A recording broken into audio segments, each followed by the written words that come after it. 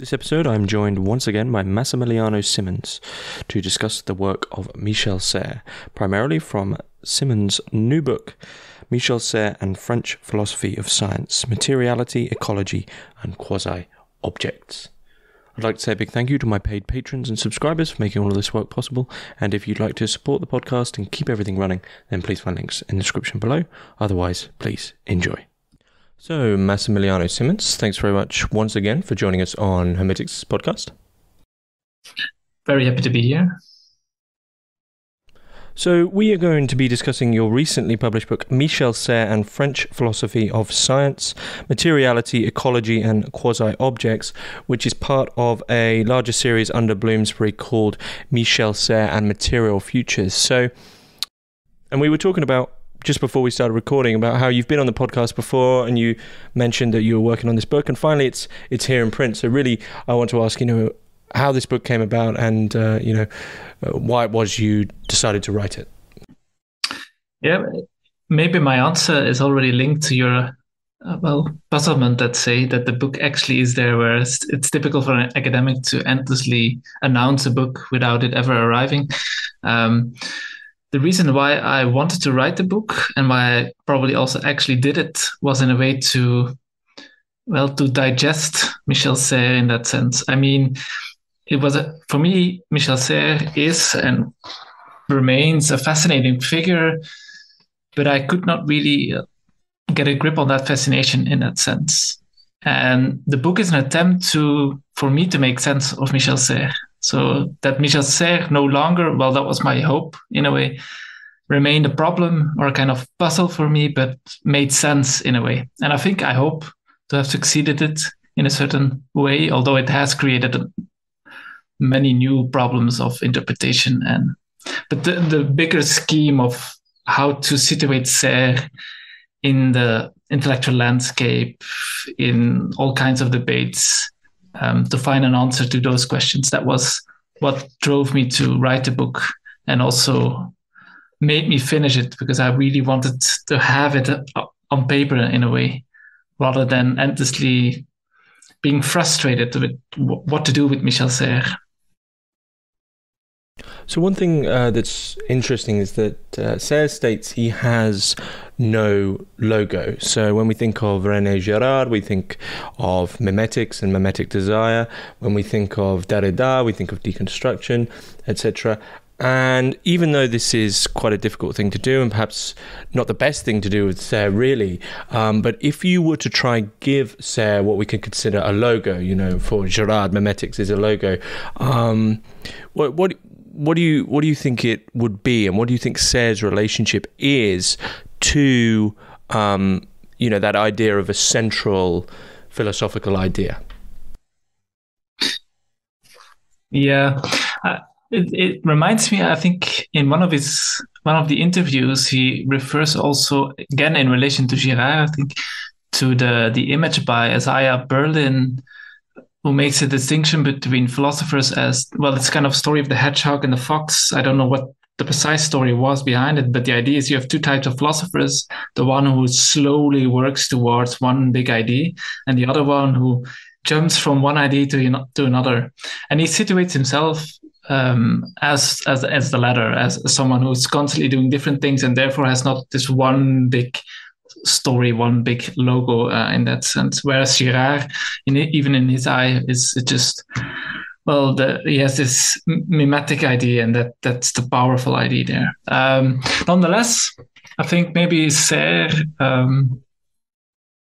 it's a bit of a paradox. I would say, in a way, he has no logo, but to put it typically in a philosophical way, the fact that he has no logo might hint at what his logo is, paradoxically. And so I have my idea. So my idea of what would the logo be would be something like, Serres is precisely the thinker of relations, or better, the thinker of the thirds in that sense. That is this idea that between any relation, between any entities, there is always this connection, or better, even the connecting sort of thing, but it's a kind of a relation, an activity.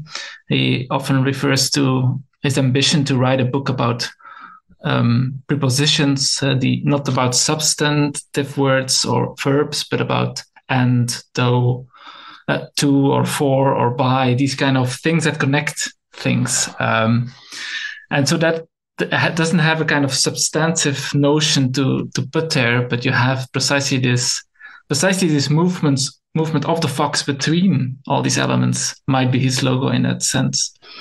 There are some other suggestions that I've found also very illuminating in the book by Christopher Watkin, The Figures of Thought. Well, Figures of Thought is, I think, Watkins would be his answer to that question. But another aspect in that book that I found very fascinating and can highlight, again, what the logo would be of Serre if you link it more with Derrida. You gave the example of deconstruction. What would be Serre's move, not deconstructing authors, but what Watkin calls this opposition by generalization. So what does Serre do when he talks about other texts or other authors? He doesn't deconstruct them, but he doesn't show that they are wrong or debunk them, but he shows that their system, their analysis, their framework is merely one instance of a more generalized form. And so Watkin gives this beautiful example, not of Serre himself, but of a kind of a tale of the leprechaun. If you remember it, that is a tale of a leprechaun who is captured, and as the laws of magic or the laws of the land demand, if he gets caught, then he has to show the gold at the end of the rainbow, and they go there. And indeed, the gold is there under a tree, but the farmer who captured the leprechaun was too enthusiastic, and he didn't bring anything to take the gold home.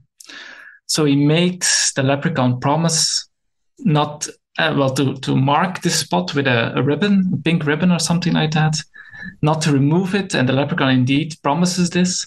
And then he goes home, comes back with tools and his brother to get the gold back. He indeed arrives at the forest, and indeed the pink ribbon hasn't disappeared. But what has the leprechaun done instead?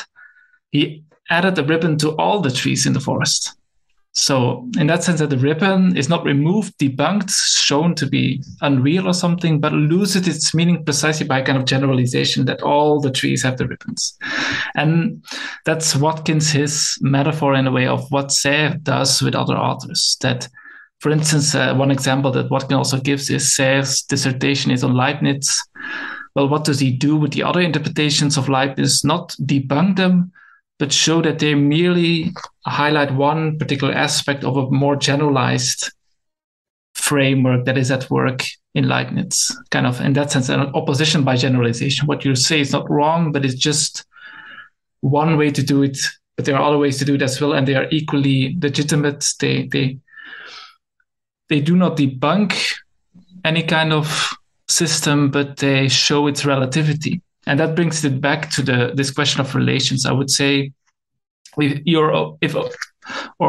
is only by a deep awareness of the relations by which something can exist, the kind of architecture that creates a certain interpretation, you could say, that you can also see the limits. And that's the kind of strategy that Serre does. By highlighting this relationality, he can do what he always does so beautifully with reading text and reading authors, this kind of shift of perspective without debunking them, this opposition by generalization, as Watkin would call it.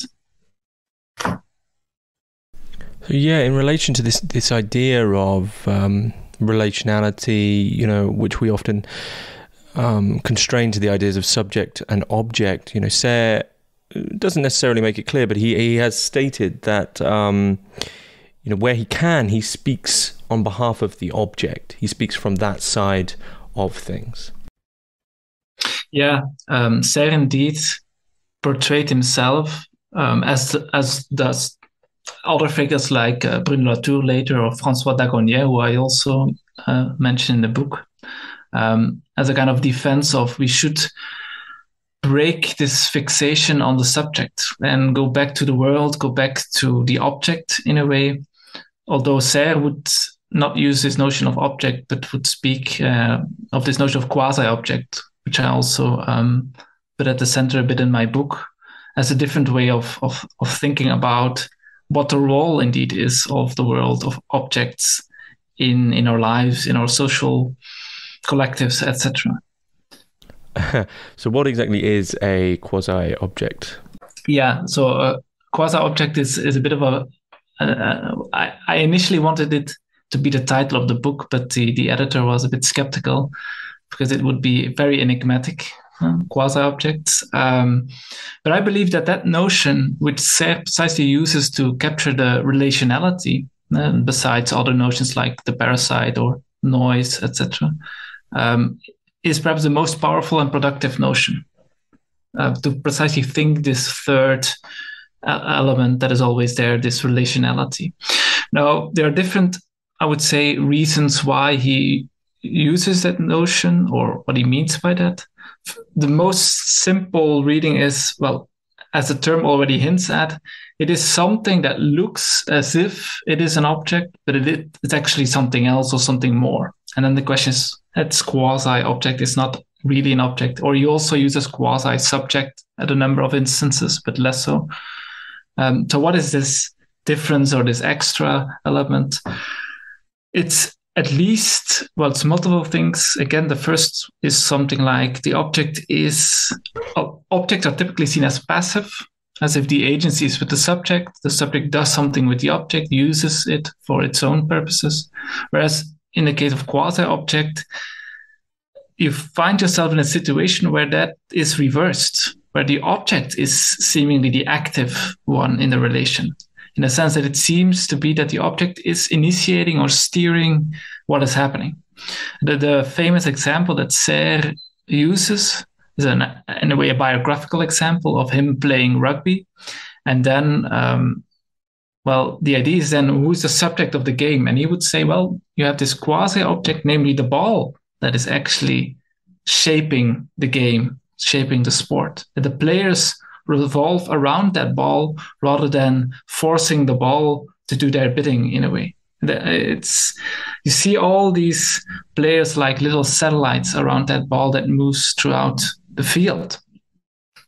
And in that sense, quasi-object shows also something more than just merely an object, in the sense that it's a specificity that makes a difference. Whereas when we think about objects, the idea is, well, this object could equally be another object. It's a subject that matters. Where in this case, well, if it was a different object, the game would be different. If you try to play rugby with something else than a rugby ball, you will see differences in strategy, differences in how the game will develop. It's also an intuition and a term that has therefore been taken up by Latour. This idea, famous by Latour, that non-humans have agency. He uses also this notion of quasi-object for that matter. That all things are quasi-objects. And again, he reverses it a bit that actually all objects are quasi-objects and an object as a passive thing is the exception. Again, a kind of opposition by generalization, you could almost say. This idea that all things, do things, have agency, are actively making a difference. And in that sense, quasi-object highlights this hidden activity of that as well. That was my initial starting point also when writing the book, but throughout reading a lot of Serre, I found also that you have extra elements, interesting elements hidden behind that term, besides just being active and making a difference, having a specificity. You also have this idea, again, of relationality, that quasi-object is not just an object, not just because it's not passive, but also because it's not a thing that is standing on its own. The reality of the quasi-object is in the relations, in the movement, in the passing on, as Serre also likes to say, in the sense again of this, the rugby ball. It's the rugby ball shows its reality in a sense in the passing between the players. That's the game, not the rugby ball on its own.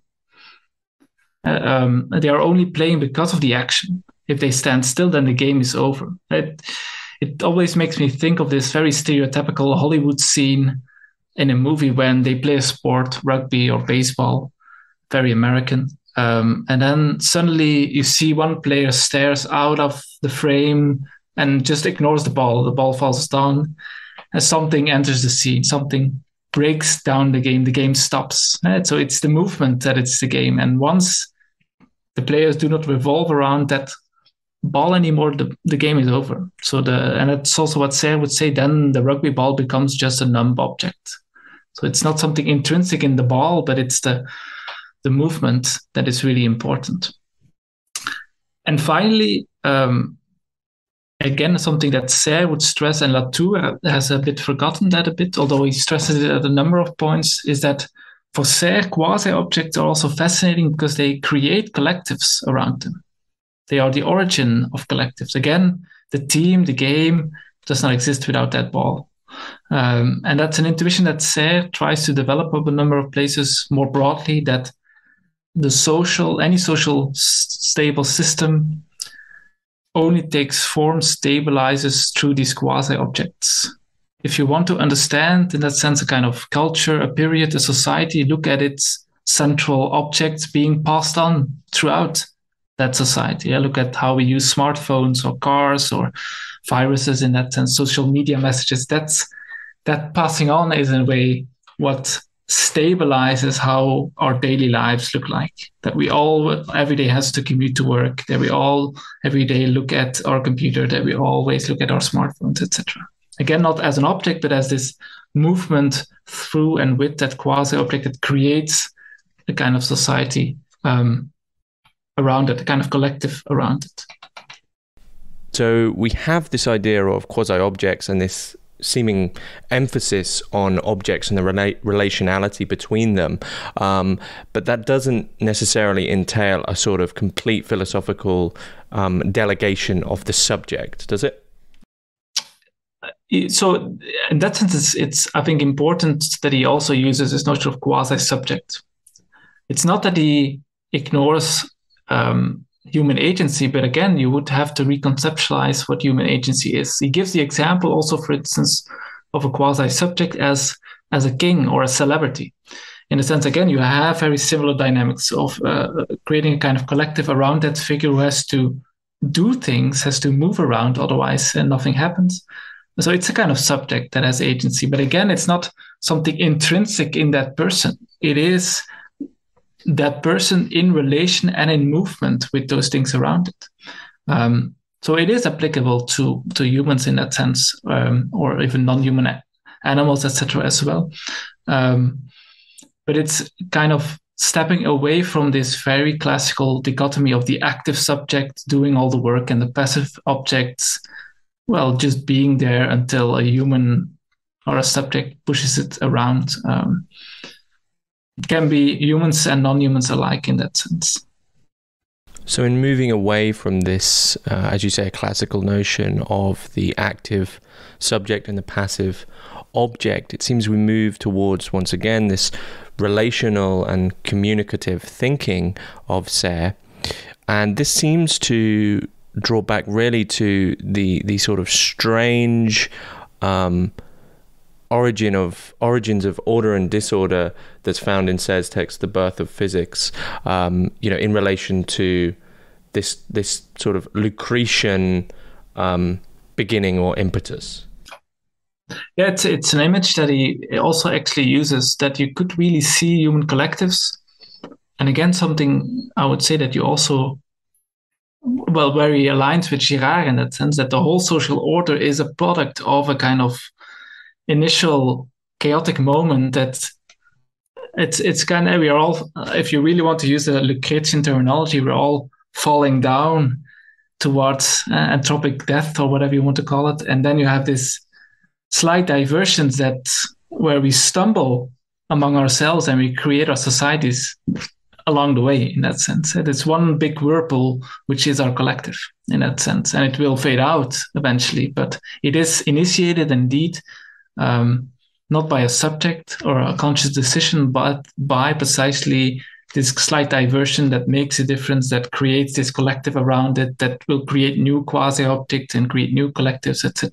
And it again, this very ocean-like metaphors of a whirlpool of waves, etc., are more applicable than the classical way of thinking about agency in that sense. So in relation to that earlier question of sort of a potential logos or logo for Serre, really we could possibly say that his logo is that of relationality and this sort of idea of context. Well, in that sense, I mean, of course, I'm forcing Serre to be abstract and to be having a logo, etc. I mean, there are good reasons to resist that. And indeed, again, I would say it has to do with this relationality, because it's not there are no general relations. Any relation is specifically linked to its environment, to its context, etc. So I agree with that point as well. He's a very relational or ecological thinker in that sense of you have to really look at how does that notion, how does that person, how does that object work within its specific practice. That's something he would always stress. That's also why he doesn't write his general reflections. He's always delving into specific practices to see how the whirlpool comes into being there in these specific cases. So, in the context of the relational thinking of Serre and this it's sort of opposite in relation to specifics. I mean, what sort of happens between the what some might see as sort of the abstraction of relational thinking and the almost need for specifics and contexts? I mean, the relational thinking is not necessarily specific to Serre or new in that sense, and also this eye for specifics. There are two lines of thinking, and one that I stressed in the book, the other one I've ignored a bit, and the one I stressed was about philosophy of science. And you have a tradition in philosophy of science in France who, from the early 20th century, already stressed you cannot talk about science without going into specifics in one specific field. And that's also what Serre did initially as a philosopher of science, but he later broadened that to other cases. The other tradition, which could be another book, is the philosophy of technology in France, which has this has a number of these themes about relationality, about the continuity between biological notions and technological notions, between looking at technology or technological relations in very ecological, environmental terms, etc. Figures like Henri Bergson or Gilles Deleuze in his own way, etc., or Bernard Stiegler, etc. Those are part of that tradition. Okay. Well, one thing I want to highlight at this juncture is this idea that you bring in, or model, that you call the Model of Proliferation. And I was just wondering if you could expand on that. Yeah, so it's not a term that Serre himself uses. It was my limited attempt to make sense of him again. I introduced that notion mainly to dissociate the way how he would look at science, for instance, from another influential model to think about scientific practices, at least in French philosophy, which I call this model of purification, which, is embodied in my eyes by someone like Gaston Bachelard or Louis Althusser. And simply put, that model, so the model of purification, states that science is science because it has purified itself from something else, from an obstacle that was preventing the subject from having the right relation to truth. It's a very Spinozistic model. Well, one interpretation of Spinoza, let's put it that way. And so it can be imagination, as in the case of Bachelard, or like ideology, as in the case of Althusser. And we have to purify ourselves from ideology, and then we can have the proper scientific relation to the world. So it's a kind of a model of exclusion. In contrast, the model of proliferation that I associate more with Serre starts from a fundamentally different intuition, namely about science is not about exclusion, about purification, but its power resides in an inclusion. Science becomes more interesting, more exact, more accurate if it takes into account precisely what we talked about, the context, more cases, more specifics, more variables, more distinctions. It's again, this notion of proliferation I borrow from Bruno Latour, who in We Have Never Been Modern, and that you talk about in other episodes as well. I put forward as a kind of model to highlight how science only becomes more objective, more robust, not by excluding social factors, but by multiplying relations. A vague statement, a vague dream of a scientist can become a scientific fact only by recruiting and mobilizing, linking it with as many experiments, instruments, cases, phenomena, other scientists, industrials, whatnot. And I think Serre thinks along those lines, but maybe with a small difference, at least to the early Latour. The early Latour really thinks about it in a very warlike manner, or a kind of very Machiavellistic way of thinking, namely that it's really about strength, about you have to have as many allies as possible, many relations in proliferation of relations, proliferation of allies leads to better science. But in the case of Serre, perhaps, there is another intuition that I think you also have in Isabelle Stengers and Vincent Desprez, namely proliferation leads to better science because the richness of cases makes the scientific subject more sensitive to differences. Again, an example borrowed from Latour is the following. He talks about in one of his articles about an odor kit, a kit that can teach you how to smell differences. And how does that work? Well, initially you cannot make a difference at all between these smells, but you start from very opposing smells and you work towards the middle. In a sense, by multiplying, by proliferating the experiences, the cases, the instruments, you can teach the subject to be affected by the world in new ways by being sensitive to differences that were not there before. And I think that's their model to think about what science is and what good science versus bad science is. It's not about getting rid of biases, but it's about trying to train your body to become as sensitive as possible to differences. And that is a kind of, in that sense, an inclusion or a proliferation of elements and not a kind of purification of elements. So in relation to that idea of a purification of elements, might it be correct, though, correct me if I'm wrong here, that we might look at something like Bruno Latour's work in We Were Never Modern, where he's talking about these sort of transcendent ideals such as society or economy, etc., and these in themselves end up becoming a sort of hegemonic factor in everything and pushing out all the difference. I mean, would I be somewhat on the right lines there in thinking in those terms?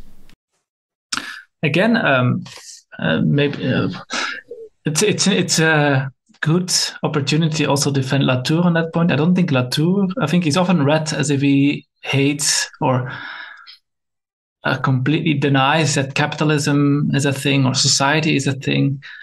He, and I think Serre would agree on that point, would say, again, these things exist, but the problem is not that you use them, but that you use them only and ignore the rest or ignore any other difference that there is. And so, again, give an example by Latour, who might make that more easier.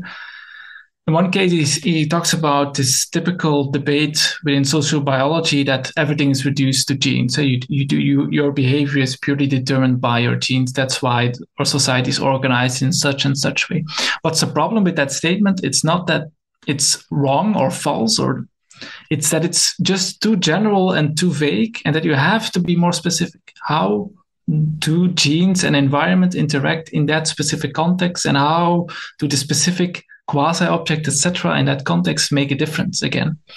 So in that sense, it is again that strategy of opposition by generalization, that you have these things like society and capitalism, etc., but they are not everything there is. And even in their case, you have to look at what are the conditions, the relations that make them possible, that sustain them, etc.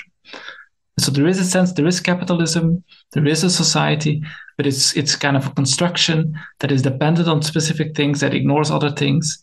And the way how they would deal with those concepts is to, again, highlight their dependencies of these concepts, how they came into being, what is included, what is excluded, and in the case of Serre especially, trying to give those excluded elements also room at the table. So in relation to this idea of sort of an exclusion, an understanding of the difference in relation to everything we've spoken about so far in relation to specific differences. I mean, what we're seeing, I guess, in relation also to the history of the philosophy of science, Bachelard, etc., who I'm sure we'll mention at some point, what's really or somewhat happening here is that there's a development of some idea or form of normativity in relation to science.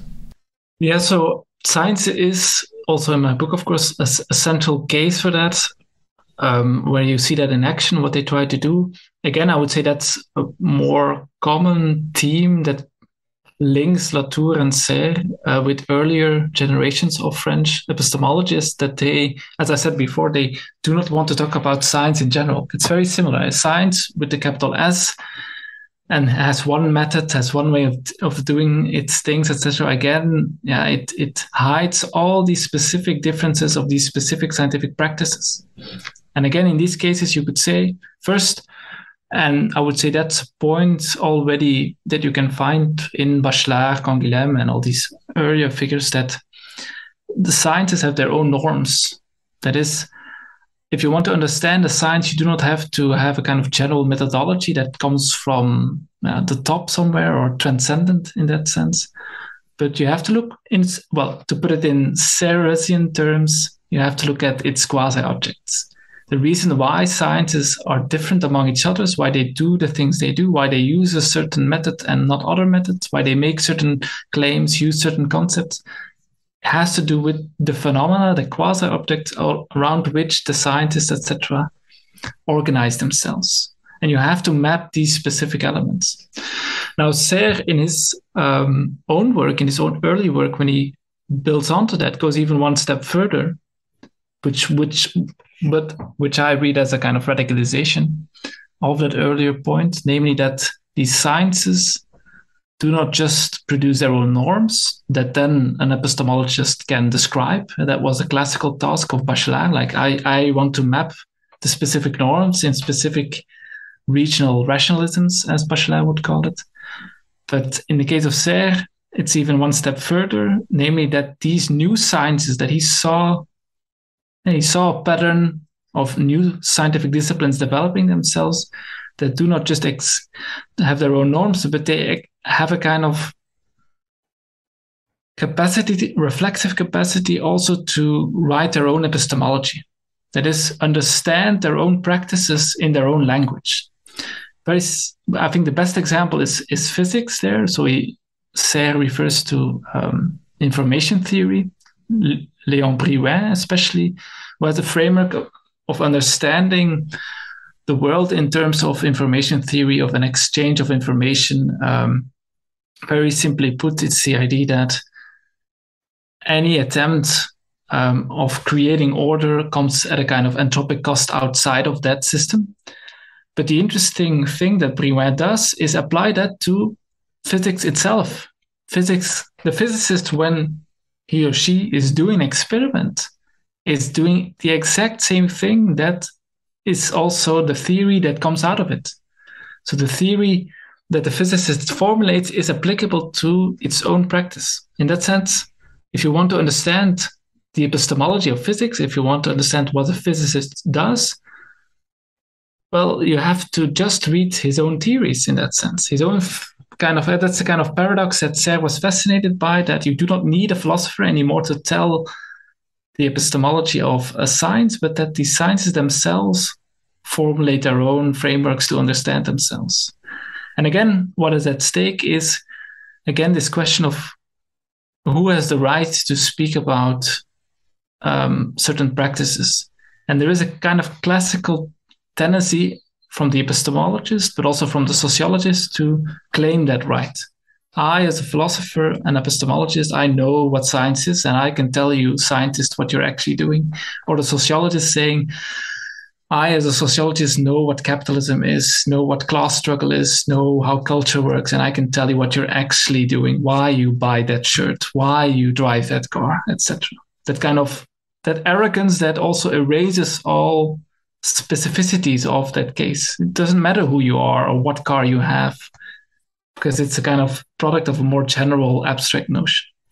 And he sees that in science, but also, basically everywhere in that sense. It's in that sense the politics of these big terms of capitalism, etc. Yeah, that's interesting, because one thing that you take some time out to emphasize on in your book is on the relationship between science and the self. And why did you consider this relationship to be so important? Yeah, indeed, I have a chapter where I mainly focus on that, because I thought that, one productive way then to read what Serre is doing and what is at stake for him is to delve into that political, ethical, moral dimension, the normative plane in that sense. And what is at stake in his debates with his predecessors, with Bachelard, etc., is not so much a disagreement about what science is, but about, the kind of normative stakes in science, and what the effects of science are on our society, the violence that it produces, how we should relate ourselves to science, how we should do good science, etc. And I draw mainly on Michel Foucault's later work, who tries to reread the whole history of philosophy as conceived not with formulating correct theories about what knowledge is or something, but proposing models to live by. And this very classical Greek idea of philosophy, of Epicurus, of Stoicism, but even Socrates, that they were not merely attempting to formulate true statements or something, but formulate true statements that could be used by individuals to transform themselves into better individuals, to take care of themselves, to work on themselves, Foucault would say. So in that sense, it's about a different way of reading what philosophy is about or what it's trying to do. And I use that framework also to make sense of what Serre actually wants to do, or where his differences may be in relation to earlier figures. Namely, again, with that, we talked about it, the model of proliferation and the model of purification. Both these models are not just attempts to describe what science is, but also prescribe how we as an individual, as a scientist, should relate to the world, should relate to science. And again, purification, that notion itself already has been a classical way to understand how I have to relate to myself, or I have to relate to my world, a kind of model of self-improvement. I have to improve myself by purifying myself from certain practices, thoughts, actions, influences, and so on. Then I can become a better person when I don't eat a certain thing, when I become autonomous of my desires, and so on. And in a way, Bachelard and Althusser and these figures, they apply that to science. The good scientist is precisely one who purifies himself in that sense, who has a kind of proper relation of the self to itself, who is not distracted by ideology or imagination. But I think that in the case of that model of proliferation of Serre, you precisely find again another model, a normative model of how the self should relate to itself, linked to that notion of sensitivity, of learning to be affected by the world in new ways. As simply put, it's his idea that you have to train the body to become a good scientist, for instance, and you don't have to be free from certain elements, but rather you have to be receptive to all these differences, to all these things that matter, to all these things that make a difference. Being able to detect, appreciate, incorporate them in the adequate way.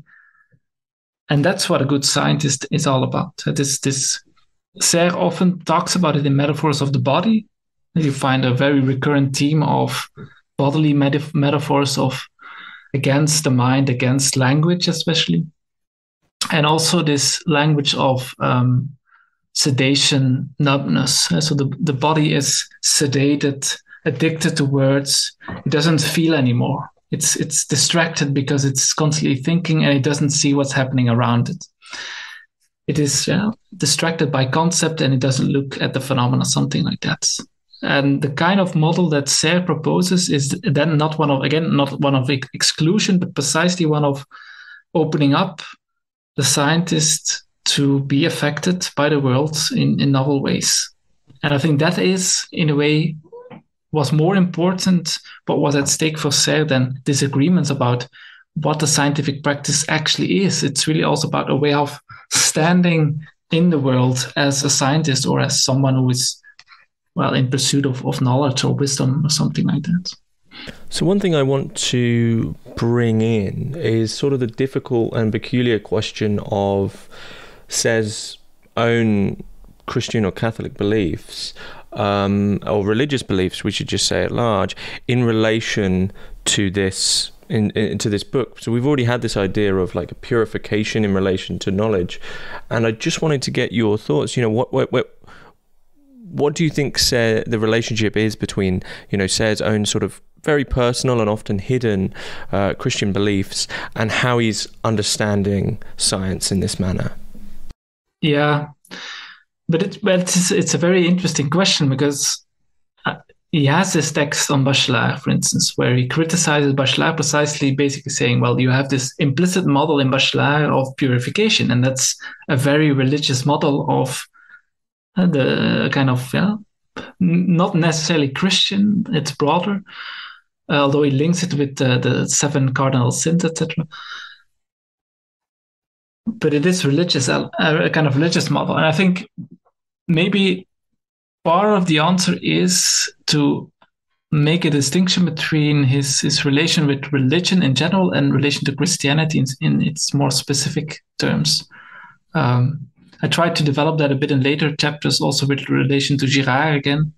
And I would say that, again, he agrees with Girard that in general, the religious element it has this paradoxical dimension of it creates a kind of order, but it's also deeply linked with violence, of precisely through that act of purification, of exclusion. And you have to be kind of pure, but by that you also exclude certain elements. That's what Serre definitely would stress as well. And he, again, one of these central points for Serre would precisely be that science is also precisely exemplified by Bachelard, impregnated, you could say, by that religious and mythical thought. It's a continuation of that act of purification. It's the last in line of systems claiming to purify themselves from their predecessors.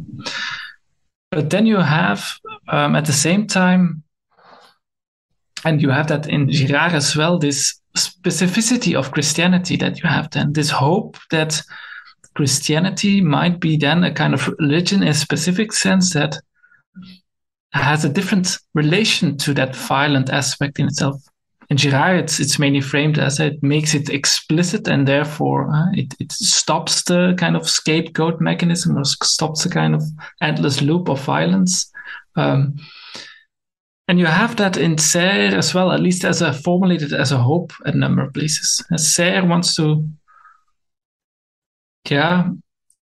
leave room for that religious dimension, that notion of transcendence, as he also often would frame it, even in science. And again, as a kind of attempt to, I would not say to purify yourself, but as you would say, to breach through or close desires or self-centeredness or social numbness. He would often frame it more in social terms. That is, there's this kind of social collective that is just interested in itself alone. It doesn't look at the world anymore. And you have these moments of, well, transcendence in science as well. The good scientific experiment breaks through the conventions and shows us something out there that surprises us and teaches us to be affected by more than just what we already know, but more than just our own preoccupations or social preoccupations. But it's not really fleshed out in Serre. It's more a vague hope that you often find at the end of text or in passing. This kind of framing of, well, science, because it's still a continuation of that religious violence, provokes this question of evil, and maybe there is a kind of way out of there, at least in certain moments, in certain elements of science even. So this sort of spontaneous thing which surprises us, which is, could we understand it as something beyond? Do we want to get into this problem of describing an experience and in that sense entering into that not a contradiction, but entering into that problem of, describing taste isn't taste once again. Yeah, there is a certain, of course, you could say there's a paradox there I'm not sure how problematic it would eventually be, but indeed you could say, well, to talk about it is already then it's not transcendent anymore. It is kind of typical element. You have to point at it without saying it, something like that. Maybe that's what's at work there. I don't know. Yeah. And this sort of relates back to the idea of Serre's text as meditations, as you emphasized throughout your book. Yeah. So that's also one of it links it to one of these conclusions that I have in this chapter on Foucault and Serre, you could say, where, in that framework of Foucault, you also have specific practices, specific technologies through which then you can install that proper relation of the self to the self, right? You have not only certain truths or a kind of object of concern or something like that, but you also have certain things you can do then to become a proper self in that sense. And that provoked the question of in what way can we read indeed Serre's own work as also proposing certain activities that we can do to arrange that. And my suggestion following Foucault is indeed then that Serre's own texts maybe can be read not as, again, just treatises on theory or something like that, but as meditations, as Foucault would call it, in the sense of meditations as the text itself. By reading it, it doesn't just want to communicate certain propositions. It doesn't want to just transfer information. It wants to provoke a transformation, a change in you by reading it. And you have to meditate on the text, reread it, and see what kind of effect it has on you.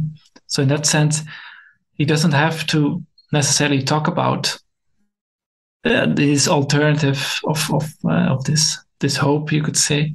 But his text has to somewhat provoke your gaze in the right direction.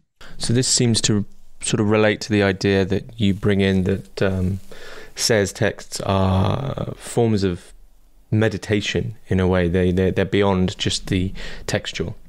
Yeah, that would be more difficult. Maybe also it has to do with a certain individualistic element in Serre that he doesn't, precisely because he doesn't believe, well, he is deeply aware of the violent aspect of any kind of collective. If you would have kind of collective Serrean practice, you have that paradox probably as well there, that it become a kind of exclusive in its own way. So he often has the tendency rather to, as a kind of individualistic prescriptions, just one-on-one, each for their own, rather than what we as a collective could do. So how are you sort of understanding this relationship then between the individual and the collective in relation to science?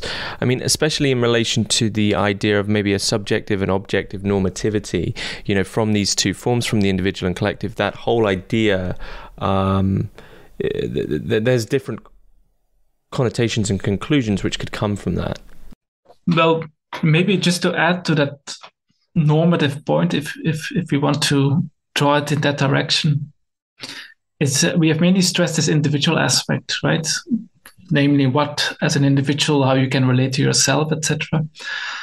What I try to do in the book as well, and I think you do find it in Serre as well, is despite this fact that he focuses on the individual, you have certain analysis of what happens at the collective level, the violence that happens at the collective level. And Serre is really, fascinated is not the right word, but preoccupied with it, and mainly in the form of Hiroshima, of the atomic bomb, then the kind of violence provoked by scientific practice itself. And you find in his work, what he would call a kind of anthropology of science, namely a kind of an analysis of this mythical religious dimension that is still at work in science as also a collective activity. And in many places, Serre wants to also warn us, highlight how scientific practices that think of themselves as breaking free from this superstition and this violence continues this violence in many forms. And I try to map out a few of them in the sense of, well, you have the violence of, we talked about it in the beginning, of reductionism, in that sense of reducing the world to very simple schemes and phenomena. Then you do a kind of violence to the complexity of the world.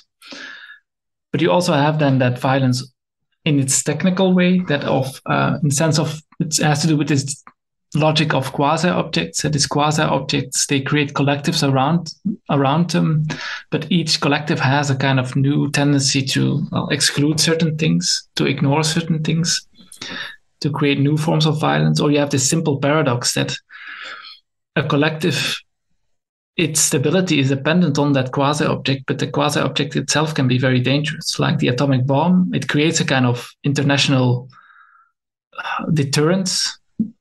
But of course, it's a kind of deterrence that is deeply rooted in violence. And that's the kind of logic that you find in many of Serre's analysis of many phenomena. Like even another example that he typically gives is the way how we use many of these modern technologies, like even at a car, for instance. Obviously, many people die by car accidents each year. So you have a society organized around that collective, or around that quasi-object of a car, that creates a certain stability. I can get to work by car, etc., but at the cost of a certain forms of violence. And that's a kind of intrinsic violence that Serre wants to map and highlights in any form of science. And it's on a more collective, social, political level, and not just on the individual level. And I think one of his fascinating, but also problematic at the same time diagnoses is this third form of violence, namely academic violence, you could call it, kind of critique, his critique of critique, a theme that you find also in Latour and has been discussed. What would an alternative of critique be? But you find it in Serre, this kind of disgust almost of this practice of criticizing one another in academia, because again he sees it as a kind of continuation of this religious practice of purification, in the sense of you could say, Derrida as a kind of deconstruction. Well, it's a kind of problematic example maybe, but it is kind of endless practice of showing how you are the one who sees through the illusions of your predecessor. And you can read the history of philosophy as philosophers stabbing each other in the back. You have all the metaphysical systems showing how the previous one is wrong, and then Hegel thinks he is the end of it, and then you have, of course, Nietzsche as a kind of end of metaphysics, and then you have Heidegger as an end of Nietzsche, because Nietzsche was still metaphysical, and then you can have Derrida who says the same about Heidegger, etc. This kind of logic of violence, that is, you can only succeed by killing your predecessor, showing that he's or she's wrong, is something that Serre really tries to avoid in his work as well. And this question, to what extent is the practice of critique really, is it contributing to violence? Is it ending violence? Or even if you end certain forms of violence, social injustice by critique, do you create other forms of violence? Because, it is a very common theme nowadays that also the academic world, the academic life is very, hard, very violent in the sense of it's a free-for-all in a certain sense. There are not that many jobs, high levels of depression, burnout, etc. So in that sense, I find it a very fascinating way of questioning this task of what we as academics should do as well. And Serre tries to do something different. Again, this strategy of opposition by generalization is a way of, you don't have to kill your predecessor to do something with it, to build on to it, to create something new. So from this idea of opposition by generalization, wherein, perhaps the common understanding of the history of science, or the history of the philosophy of science is altered in the sense of, each iteration is no longer this sort of usurping of the previous iteration, like a domination, where it's this idea of, who's completely right.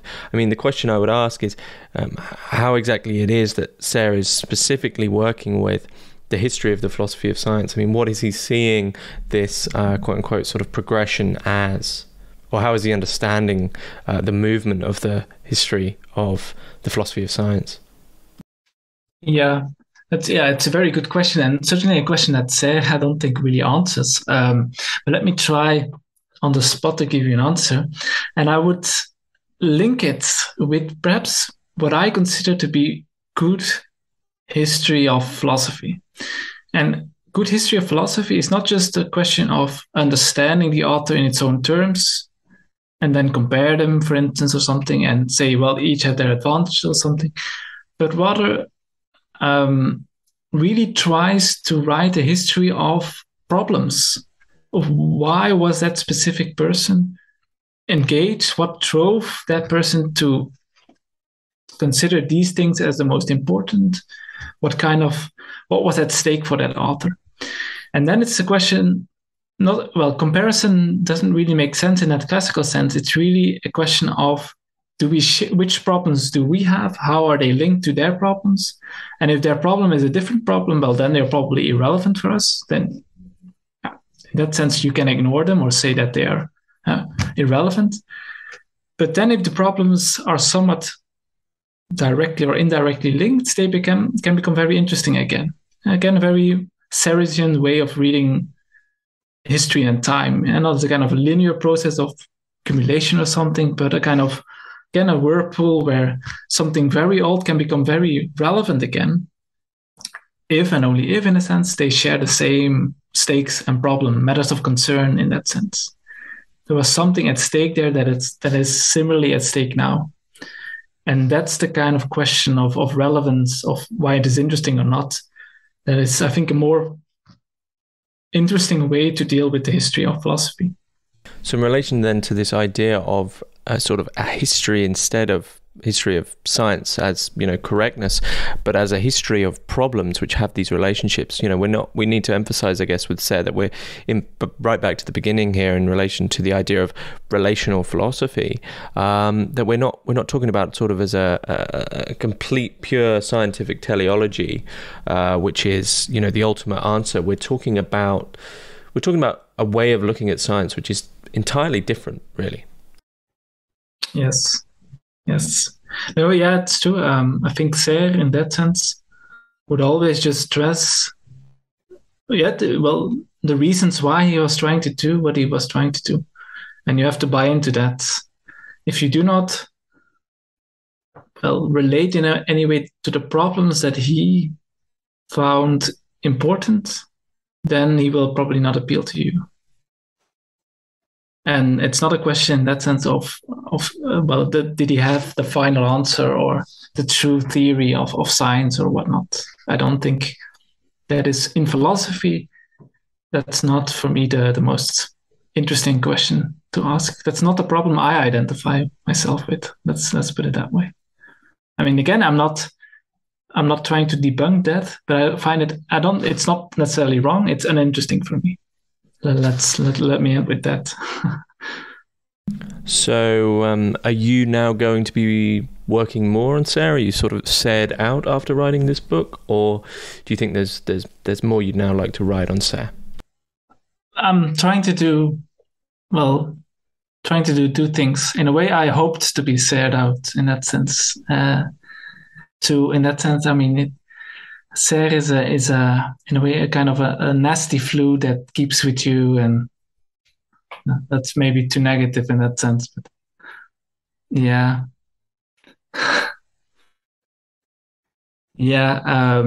But so the two things I'm trying to do is, one, there will be probably a number of texts, especially because there are many Serre events, because they really try now from France out, from Paris out, the Michel Serre Foundation, etc., to publish his collective works in French, at least. There will also be a number of translations coming to English.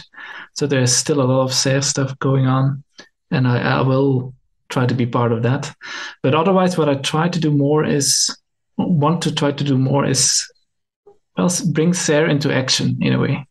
Describe specific quasi objects in that sense, and see how kind of Seresian way of looking at things can bring things to the surface that would otherwise remain invisible. In technology, contemporary questions about how we use certain technologies, how technologies are developing. Well, that seems like a good place to finish up. So, Massimiliano Simons, thanks again for coming on to the podcast. Thank you again for having me.